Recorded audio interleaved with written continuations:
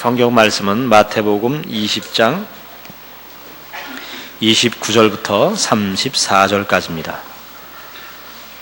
마태복음 20장 29절부터 34절까지입니다.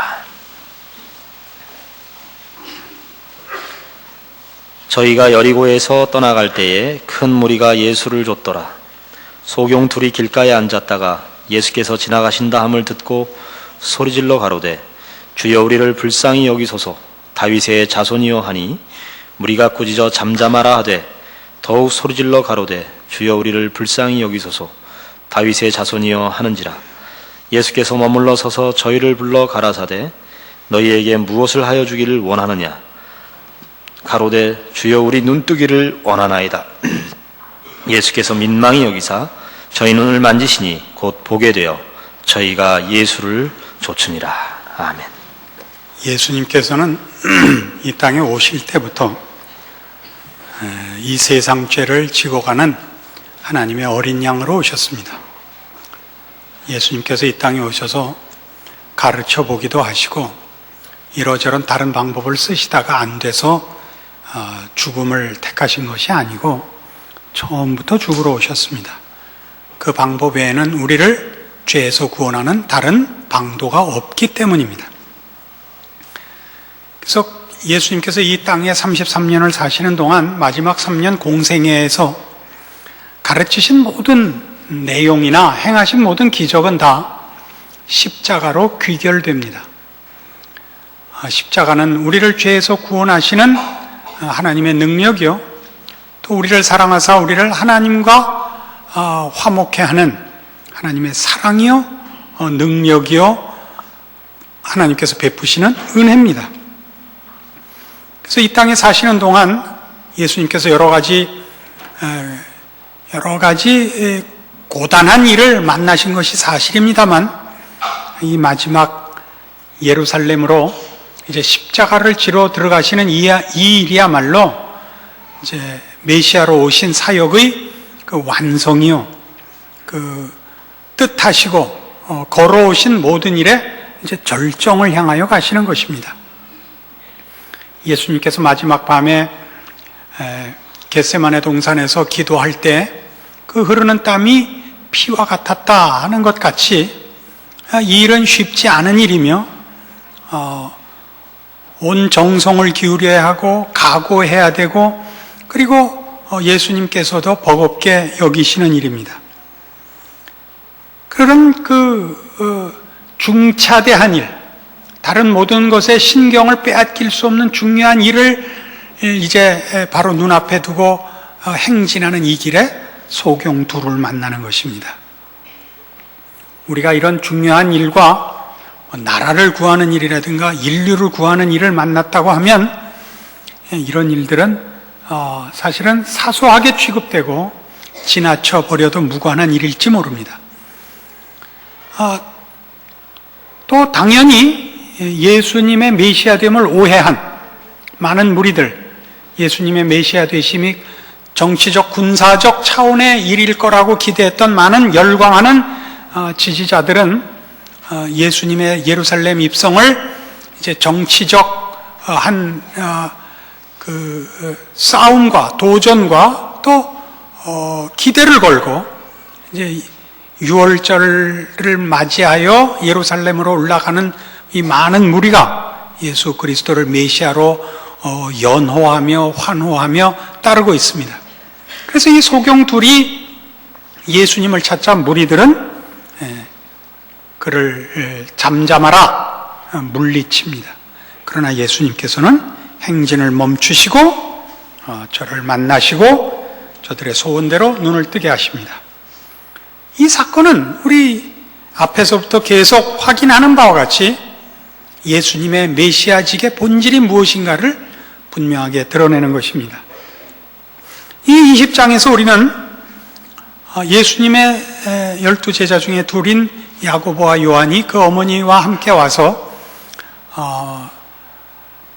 예수님의 나라에서 보좌 좌우편에 앉게 해줄 것을 요구하는 장면과 그 일에 대한 예수님의 답변을 들었습니다. 25절 이하의 말씀이 그것입니다.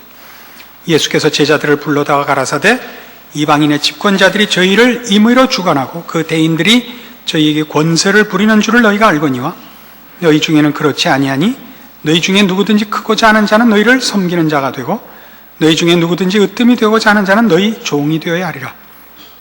인자가 온 것은 섬김을 받으려 함이 아니라 도리어 섬기려 하고 자기 목숨을 많은 사람의 대속물로 주려 함이니라. 이렇게 말씀하신 그대로 예루살렘으로 행진하시고 메시아의 사역을 완수하시려는 이 일에 예수님께서는 바로 소경 둘을 고치는 일로 주께서 이 땅에 오신 메시아 직분의 본질이 섬기며 희생하는 일이라는 것을 보여주시는 것입니다. 그래서 이 사건은 우리 모든 예수 믿는 성도들이 가슴에 꼭 기억해둬야 할 원리를 제시하고 있습니다. 우리는 예수를 믿는다는 것이 세상적인 힘에 의하지 않고 하나님을 힘입어 승리하고 권세를 부리는 일이라 이렇게 기대를 합니다. 이런 식의 발상은 세상의 영웅주의적 발상을 그대로 용어만 기독교 용어로 바꿔놓고 그 원리는 세상적인 원리를 그대로 차용한 것입니다. 세상의 영웅들은 본인이 남과 다르다는데 영웅된 그 기준을 가집니다. 남들은 자기 생각만 했는데 국가를 먼저 생각했다. 사람들은 구구단 외우기도 바쁜데 어느 만큼 똑똑했다. 물론 영웅들이 역사나 자기가 살던 시대에 공헌을 한 것이 사실입니다마는 세상은 그의 공헌과 그의 기여보다는 공헌과 기여를 할 수 있었던 그의 능력에 초점을 두고 그를 영웅시하는 것입니다. 여기에 비하면 기독교 신앙에서의 신앙의 영웅이란 철저히 자신을 희생하고 자신을 치장하지 않는 것으로 나타납니다. 이 자신을 치장하지 않는다는 것을 명심하셔야 됩니다.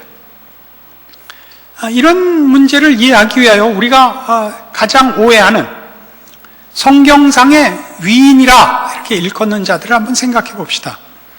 구약의 최고의 위인은 아마 모세일 것입니다. 우리는 모세가 이스라엘을 애굽에서 해방시킨 해방자요, 이스라엘 민족의 지도자요, 하나님의 말씀을 전해준 다른 누구와 짝할 수 없는, 비교할 수 없는 귀한 하나님의 종이라는 것을 인정합니다. 그러나 성경이 묘사하는 모세의 모세된 위치는 그가 어떻게 남과 다르냐에 있지 않습니다. 무슨 설명을 하고 싶은지 한번 찾아가 봅시다. 사도행전 7장 35절 이하에 스데반의 설교 속에 등장하는 모세, 스데반이 묘사하는 모세를 봅시다. 사도행전 7장 35절입니다.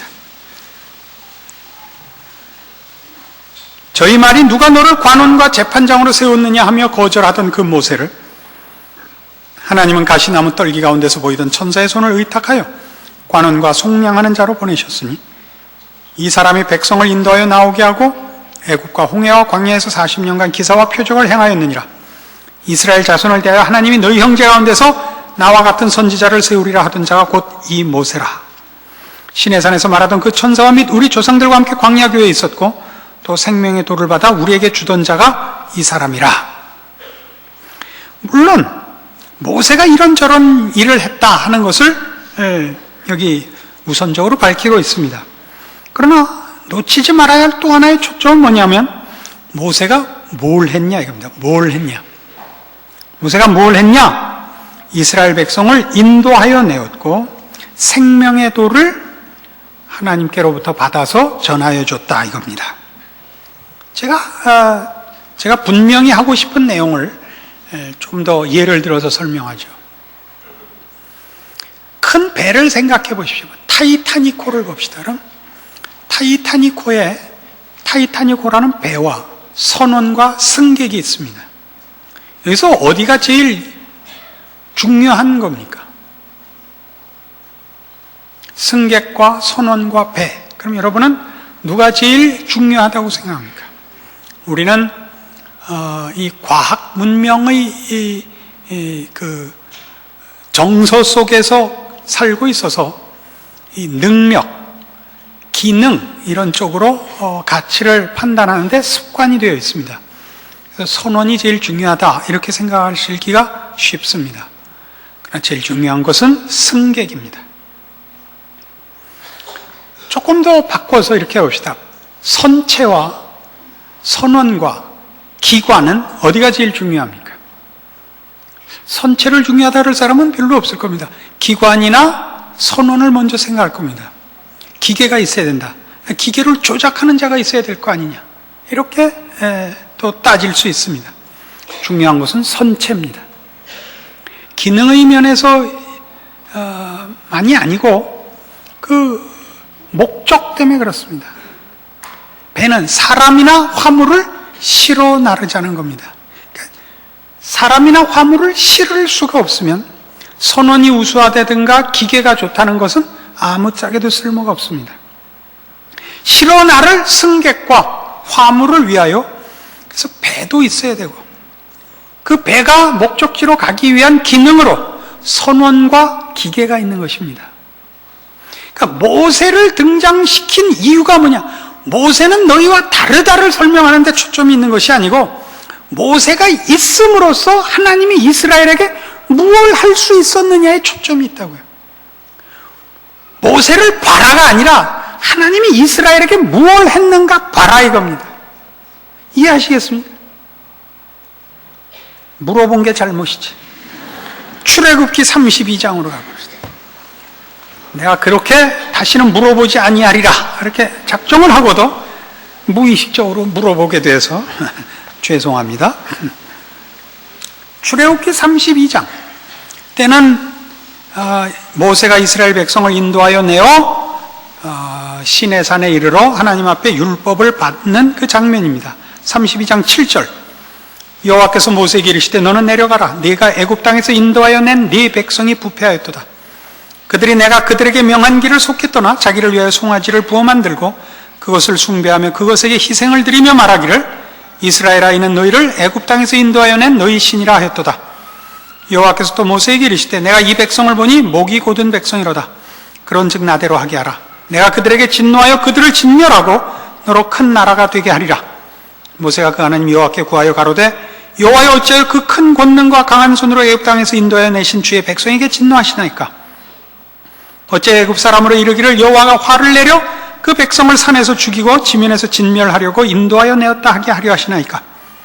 주의 맹렬한 노를 그치시고 뜻을 돌이키사 주의 백성에게 이 화를 내리지 마옵소서. 주의 종 아브라함과 이삭과 이스라엘을 기억하소서. 주께서 주를 가리켜 그들에게 맹세하여 이르시기를 내가 너희 자손을 하늘의 별처럼 많게 하고 나의 허락한 이 온 땅을 너희의 자손에게 주어 영영한 기업이 되게 하리라 하셨나이다. 여호와께서 뜻을 돌이키사 말씀하신 화를 그 백성에게 내리지 아니하시니라. 모세의 위치가 뭔지 아시겠습니까?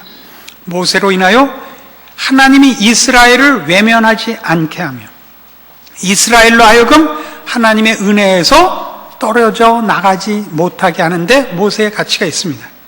그럼 우리는 세상적인 영관에 익숙해서 모세는 남달랐기 때문에 이 일을 했다 이렇게 생각할 수 있습니다. 성경이 추적하는 건 그게 아닙니다. 이 문제를 좀 더 분명히 이해하기 위해서 고린도전서 3장으로 갑시다.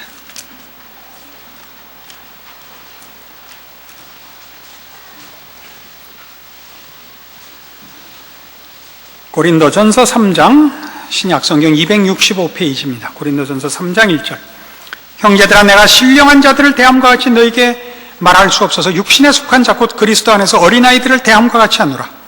내가 너희를 젖으로 먹이고 밥으로 아니하였노니 이는 너희가 감당치 못하였음이거니와 지금도 못하리라.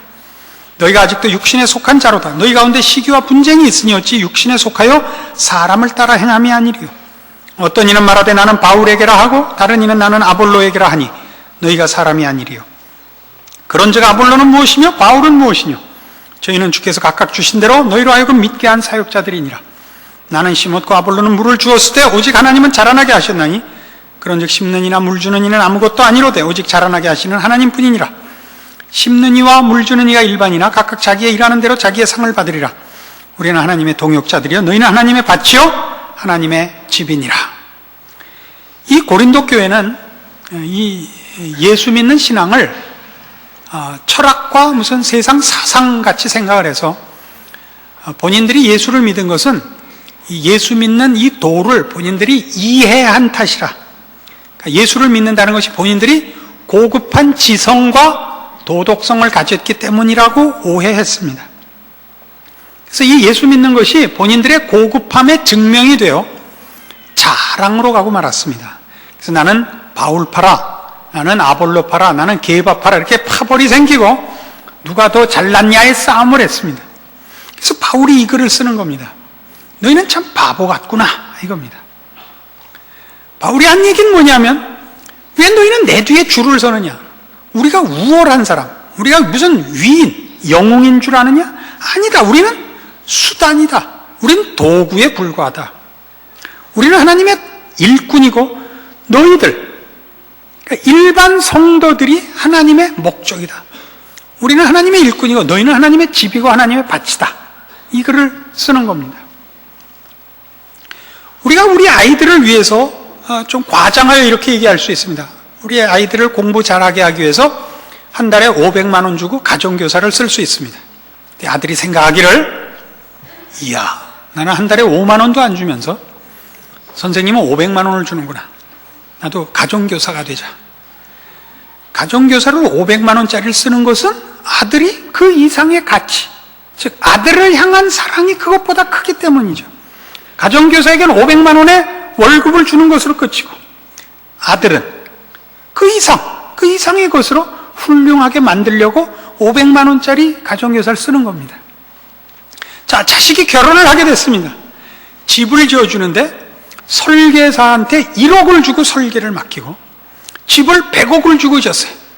그랬더니 아들이 생각하기를 야, 설계사가 되면 1억을 받는구나. 책상에 앉아서 자대고 쓱쓱 그리니까 1억이나 받네. 설계사를 할까? 아니면 건축을 할까? 건축을 했더니 100억이나 받네. 그게 다 누구 준 거예요? 그게 다 자기 아들을 위하여 설계사니 건축가니 동원되고 있다는 걸 몰라요? 그러니까 성경이 초점하는 건 이겁니다. 하나님이 어떤 일꾼을 일으키면 모세를 세우고 엘리야를 세우고 다윗을 세우면 그게 다 승객들을 위한 것이란 말이에요. 그의 자녀를 위한 것이라고요. 그러니까 모세는 얼마나 훌륭했는가, 바울은 어떻게 남달랐는가, 엘리야는 어떻게 남달랐는가가 아니라 그런 도구들을 세우어 무엇을 하려고 했는가를 알란 말이죠. 앞에 다 악을 써놨더니 이제 목소리도 안 나요.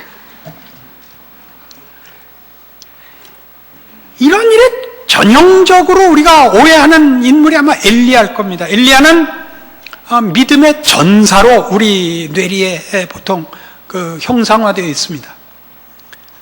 북왕조 이스라엘 때 다스리던 아합 왕이 그 바알을 섬기고 하나님 믿는 자들을 다 잡아 가두고 핍박을 해서 북왕조 이스라엘 모든 백성들이 아합 왕 때문에 그 정치적인 권력에 눌려서 전부 바알을 섬기는 자들이 됐습니다. 엘리야 혼자 남았습니다. 하나님의 종은 그가 아합의 핍박을 피해서 이리저리 도망가다가 마지막에 갈멜산에서 전투를 벌이게 됩니다. 아합 왕과 그의 비호를 받는 바알 선지자 400명과 대적하여 홀로 하나님의 종으로 싸워 이깁니다. 그래서 우리는 엘리야 그러면 그가 어떻게 위대한 사람인가, 그가 얼마나 훌륭한 사람인가, 그가 어떻게 목숨을 걸고 하나님을 섬기는 일과 그 종된 일을 감당했는가를 우리 마음속에 늘 기억하고 부러워하곤 합니다. 그러나 성경은 엘리야를 이런 식으로 표현합니다. 구약 성경 맨 마지막 책 말라기 4장에 가보십시다. 신약 성경 마태복음 앞에 있습니다. 말라기 4장 4절. 너희는 내가 호렙에서 온 이스라엘을 위하여 내 종 모세에게 명한 법, 곧 율례와 법도를 기억하라. 보라, 여호와의 크고 두려운 날이 이르기 전에 내가 선지 엘리야를 너희에게 보내리니 그가 아비의 마음을 자녀에게로 돌이키게 하고 자녀들의 마음을 그들의 아비에게로 돌이키게 하리라. 돌이키지 아니하면 두렵건대 내가 와서 저주로 그 땅을 칠까 하노라. 엘리야는 환생했다, 그런 의미가 아닙니다. 예수님께서 오리라 한 엘리야를 세례 요한이라 했습니다. 세례 요한은 엘리야가 환생한 것이라 그런 뜻이 아니고 엘리야가 가졌던 사역을 세례 요한이 가지고 있었다 이겁니다. 그 사역은 뭐냐? 아비의 마음을 자녀에게로 돌이키게 하며 자녀의 마음을 아비에게로 돌이키게 하는, 아비와 자녀를 화목시키는 일입니다. 그걸 위하여 엘리야는 하나님 앞에 부름을 받습니다. 그러니까 엘리야는 접착제 같은 거죠. 여러분, 부러진 물건이 있어서 강력 접착제로 둘을 붙였다. 그럼 그 접착제 성능 좋다, 그렇게 얘기할 수는 있습니다. 그러나 접착제를 쓴 것은 그렇게 붙여서 쓸 진정한 어떤 물건 때문에 그런 것이지, 그래서 모든 걸 팔아서 접착제만 사다 놓는 사람은 없을 거 아닙니까? 엘리야의 위치는 뭐예요? 하나님과 그의 사랑하는 이 하나님의 자녀들을 화목해 하는 것입니다. 엘리야의 위대함은 엘리야가 그 사역을 감당한 데 있습니다. 엘리야의 위대함을 논하려면 엘리야가 그 역할을 감당함으로써 어떤 하나님의 뜻을 이루었으며 하나님이 목적하시는 그의 사랑하는 백성들에게 어떤 혜택을 입혔는가로 결실되고 증거되어야 하는 것입니다. 엘리야가 어떻게 남다른가를 얘기하는 것은 성경에서는 추구하는 바가 아닙니다. 알아들으시겠습니까? 사도 바울의 예를 들어봅시다. 디모데전서 1장, 신약 성경 337페이지. 중요한 것들은 다 이게 외우기 좋게 돼 있어요. 337 박수. 그러면 이거 여기다 박수를 치라.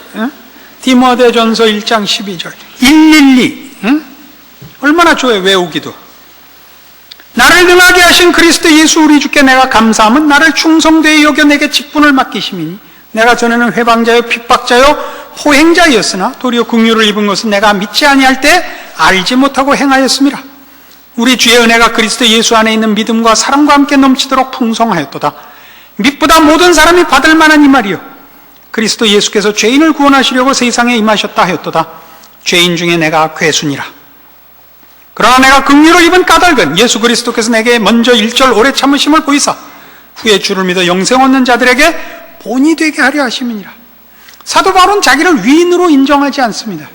겸손해서가 아닙니다. 그는 알고 있습니다. 자기의 사역의 가장 중요한 내용이 뭔지랍니다. 바울은 하나님의 은혜를 증거하는 표본입니다. 하나님이 얘도 구원했다, 얘도 사도를 시켰다, 이게 바울입니다. 바울이 어떻게 명문 출신이고 명문엔 양면이 있어요. 명문 집안이며 명문 학벌을 가졌는가, 그가 어떻게 준비되었는가를 논하는 것은 성경이 추구하는 바가 아닙니다. 성경이 추구하는 바는 그가 스데반을 죽였으나 본인의 고백대로 죄인 중에 괴수였으나 하나님께서 그에게 은혜를 베풀었다는 사실입니다. 그래서 바울을 통해 우리가 뭘 배우느냐, 하나님이 이런 사람에게도 구원을 베풀고 이런 사람도 그의 일꾼으로 쓴단 말인가, 여기에 초점이 있습니다. 그래서 바울 그러지 말고 어디로 가야 되느냐, 17절 만세왕 곧 썩지 아니하고 보이지 아니하고 홀로 하나이신 하나님께 존귀와 영광이 세세토록 있어지이다 아멘으로 가야 된단 말이에요. 그러나 세상은 어때요? 세상의 영웅주의는 그는 남다르다, 그는 남다르다, 이게 우리한테도 아주 뿌리 깊이 들어와 있어요. 남다르다는 것은, 세상의 영웅주의는 언제나 그의 영웅됨이 상대적으로 다른 모든 사람의 열등함 위에 서 있는 승리라고요. 다른 사람은 그렇게 못했지만 그는 했다 이거예요. 다른 사람은 다 도망갔으나 그는 안 도망갔다. 그래서 그의 영웅됨을 증거하려면 다른 사람들을 묵사발을 시켜야 돼요. 이게 교회 안에도 들어와 있어요. 그래서 교회 안에서도 신앙이 좋은 사람들은 이상하게 그의 신앙 좋은 것이 증거될 때마다 옆 사람의 못난 것이 꼭 밝혀져야 된단 말이에요. 그건 아니에요. 그게 신앙의 영웅이 아니라고요. 신앙의 영웅이라는 건 그가 있음으로써 모두가 혜택을 입고 모두가 힘을 얻는 법이에요. 예수님의 십자가입니다. 우리는 신앙이라는 이름으로 내가 남다르다는 것을 주장하는데 너무 익숙합니다. 제가 자라난 교회는 제가 청년기 때 아주 신앙적으로 좋은 분위기가 형성되어 있었습니다. 저는 청년기 때 제 앞으로 한 5년 전후한 선배들, 믿음의 좋은 선배들 그룹도 갖고 있었고 저희 한 4, 5년 후배들의 좋은 믿음의 그룹도 갖고 있었습니다. 그러니까 저는 안고죠, 그죠? 앞뒤로 이렇게 가지고 있는 좋은 분위기 속에서, 환경 속에서 신앙생활을 할 수 있었습니다. 그래서 그 믿음의 선배들이나 후배들이 다 교회 안에서 열심히 그 봉사를 하고 아주 그 성실하고 정말 칭찬할 만한 사람들이었는데 하루는 그 아주 아끼던 후배 하나가 사색이 돼서 왔어요. 왜 그러냐 그랬더니 동료 중에 하나가 이 친구 아주 능력이 있고 아주 성실하고 모든데 칭찬을 독점하고 있으니까 누가 시기해서 콱 물어버린 거예요. 뭐라고 물었냐면 너 교만해, 그런 거예요. 이 친구가 몇 날 밤을 고민하다 온 거예요. 형님, 제가 교만합니까? 어떻게 해야 겸손합니까? 저야 이런 일에는 뭐 아주 도사입니다. 이거 뭐 척 듣고 이게 무슨 문제구나, 얘가 뭘 헤매고 있구나, 그냥 번개같이 알아먹었어요. 야, 네가 교만해서 교회에 유익이면 교만해. 네가 지금 겸손하겠다는 거는 흠없이 너 하나만을 보호하겠다는 거야. 그게 잘못이야. 알아듣고 계세요? 그때 그 왼수도 못 알아들었는데 여러분도 못 알아들으시는 거예요. 그러니까 신앙적으로 우리의 신앙적인 열심이나 신앙적인 어떤 덕목들, 사랑이니 희락이니 충성이니 여러분이 그걸 자기의 치장으로 가진다니까요. 여러분이 가진 신앙의 열심이 남에게 유익한 걸 보라고요. 가다가 이 같이 가는 동료가 지쳐하면요, 우리 꼭 이렇게 뭘 지쳐해? 목숨을 걸고 가는데 그걸 못해? 철야해보세요. 저는 12시를 못 넘겨요. 저는 뻗어요. 목사님, 예수님께서는 십자가에도 못 박히셨는데 하늘까지 하룻밤 새는 걸 갖고 뭐 이렇게 눈깔이 뒤집어지세요? 그럼 못 써요. 옆 사람이 못 감당해 보이면 하품을 하는 거예요. 본인도 오늘 왜 이렇게 피곤하지? 목사님, 오늘 좀 일찍 자면 안 될까요? 이게 실력 있는 거예요. 이 말을 알아듣는다, 못 알아듣는다?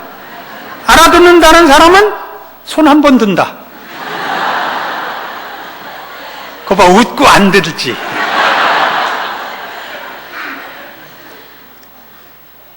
우리는 왜 이걸 못하느냐 하면 한 영혼이 중생하여 자라나는 과정이 있다는 생각을 못해요. 그가 국민학생인지 중학생인지 고등학생인지를 분별을 안 해요. 늘 완전주의고 늘 이상주의고 늘 결론에 가 있어요.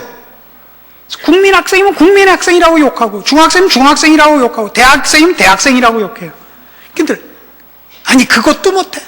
그래서 나는 한다, 이렇게 자꾸 자기를 차별화한다고요. 그럼 못 써요. 그건 십자가의 정신이 아니라고요. 십자가가 뭐예요? 상대방의 유익을 위하여 내가 희생하는 거예요. 이미 마태복음 16장 24절에서부터 출발하고 있는 거예요. 아무든지 나를 따르려거든 자기를 부인하고 자기 십자가를 지고 나를 쫓을지니라. 그래서 우리의 십자가는 뭔가를 보세요. 내가 있음으로써 어떻게 이 시대와 이 사회와 내 이웃이 이익을 볼 것이냐, 이 생각을 하셔야 돼요. 그게 신앙이에요. 그게 고급하고 좋은 신앙이에요. 어떻게 나는 죄 안 짓고, 어떻게 나는 앞장섰고, 어떻게 나는 남보다 우뚝 섰는가를 얘기하는 것이 그게 영웅이 아니에요. 응? 이것 때문에 우리가 신앙생활을 안 해요. 하나님이 나에게 영웅적인 조건을 주지 않았다.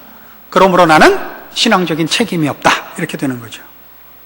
그래서 서로 웃기는 게, 우리 제일 친한 사람이 누군가 봐요. 고등학교 동창이거나 하다못해 군대 동기예요.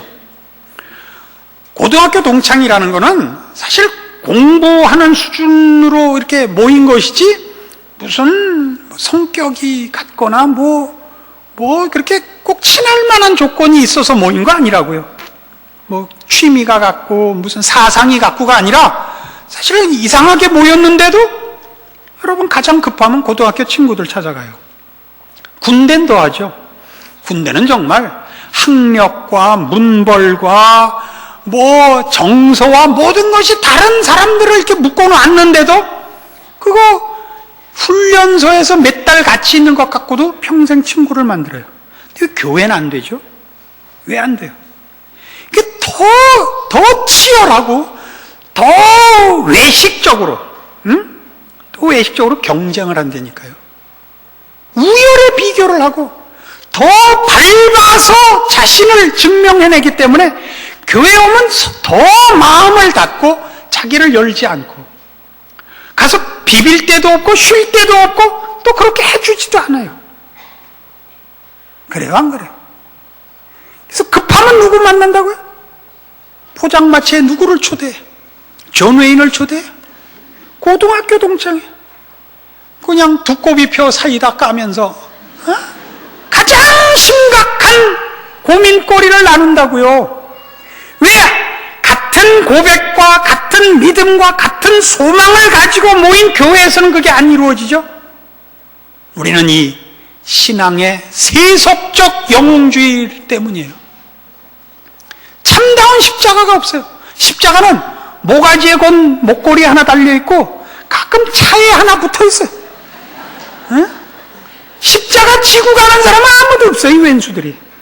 그리고 난 이게 참 희한하게 생각하는, 매주 이 싸움을 하거든요. 그죠? 여러분, 우리 교회에서 이 욕 안 먹어본 적 있어요? 근데 전혀 영향을 안 받아. 내가 그렇게 긁어도 화도 안 내. 그리고 또 와. 난 그걸 모르겠어. 저 목사가 언제 미치나 보자, 이거 모르는 거야. 어떡할 거야? 고칠 거야, 안 고칠 거야? 응? 십자가를 질 거야, 말 거야? 예수님이 예루살렘에 들어가서 뭘 했으면 좋겠어요? 구테타를 일으켰으면 좋겠어요? 독재자가 됐으면 좋겠어요? 안 그러셨다니까. 십자가를 지고 죽으셨다고요. 그래서 우리가 태어난 거예요. 우리에게 십자가를 주신 거예요. 우리 모두는 하나를 썩는 미랄이에요. 근데 미랄을 안 해. 새총에 놓고 쏴. 땅에 안 심어. 그래서 교회는 전부 애꾸는 아니면 이빨 부러진다. 서로 쏴가지고. 잠시도 방심을 못해. 어디서 쏠지 모르니까. 이건 교회도 신앙도 아니에요. 이게 참 불행한 거예요. 교회와 교회가 경쟁하고 신자와 신자가 경계를 해요. 얼마나 불행해요. 누가 그래요? 아니, 목사님 어떻게 설교 이렇게 생각난 대로 다 짓거리시고 막 말하세요? 아니, 내가 뭐가 겁나요, 지금 죽는 마당에. 설교도 이렇게 안 해요. 가만 보니까 설교도 멋있게 해요. 무슨 다 개수작들이에요. 그런 못 써요. 피가 나게 해야 돼. 여러분들 피가 나게 살아야 돼요. 예수님이 말씀으로 우리를 구원하시잖아요. 피 흘려 구원하세요. 제발 여러분에게 허락된 구원이 무엇이며 여러분의 인생에 주어진 최고의 무기와 책임이 무엇인지를 인식해서 신자된 삶의 기가 막힌 기적들을 남의 입으로 듣지 마시고 여러분이 누리고 사시는 그런 신앙 인생이 되기를 바랍니다. 기도하십시다. 하나님 아버지 은혜를 감사합니다. 우리 된 것은 우리 주 예수 그리스도의 십자가 때문입니다. 그 십자가의 정신으로 우리로 다시 확인하며 서며 살게 하사 우리의 존재와 인생은 마땅히 하늘에 썩는 미랄이 되며 그래서 결실되는 생명과 영혼과 하나님을 아는 지식과 모두에게 끼치는 바 하나님이 베푸신 은혜와 복으로 충만한 인생이 되게 하여 주시옵소서. 지금은 우리 주 예수 그리스도의 은혜와 하나님 아버지의 극진하신 사랑과 성령님의 교통하심이 하나님의 자녀된 복과 책임과 그 본질과 그 살아야 할 인생을 십자가로 확인하고 결심하고 돌아가는 심령들 위해 영원토록 함께 있을지어다. 아멘.